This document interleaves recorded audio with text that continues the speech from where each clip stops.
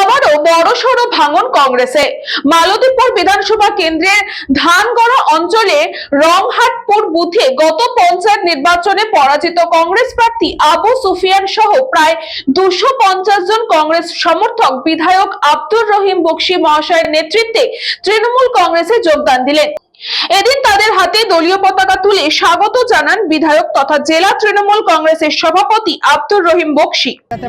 TMC ছাড়া আমরা চলতে পারবো না। দেখতে পাচ্ছি দিদির উন্নয়নের দিকে দেখে আমাদের মনটা এগিয়ে হয়েছে। আর এসআইয়ের জন্য দিদি অনেক লড়িছে। আর এসআইয়ের জন্য কেন্দ্র করে আরো আমরা এখানে কংগ্রেস ছেড়ে আমরা টিএমসি। আচ্ছা, আজকে আমরা ধানগাড়া অঞ্চলে উপস্থিত আছি।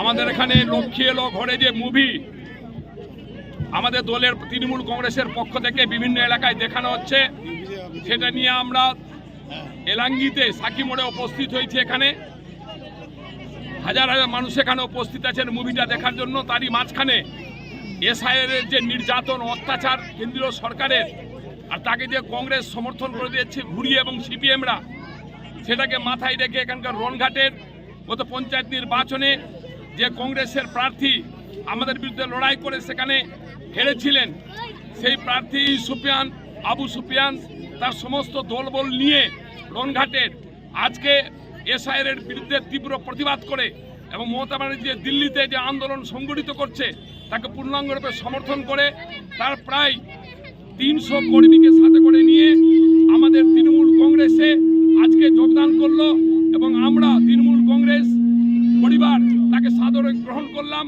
আগামী দিনে আবু সুফিয়ান এবং তার সমস্ত কংগ্রেস কর্মীকে সাথে করে নিয়ে কাজ করব, এই অঙ্গীকার তৃণমূল কংগ্রেসের পক্ষ থেকে তাকে দিলাম। আমি আশা করছি আগামী দিনে গোটা ধানগাড়া অঞ্চলে কংগ্রেসের একটা বড় ভাঙন হবে এবং সমস্ত কংগ্রেসের নেতৃত্বরা মমতা ব্যানার্জির এই বাঘিনী রূপ দেখে যা মানুষের স্বার্থে লড়াই আন্দোলন করছেন সবাই তৃণমূল যোগদান করবে এবং মমতা ব্যানার্জিকে সমর্থন করবে।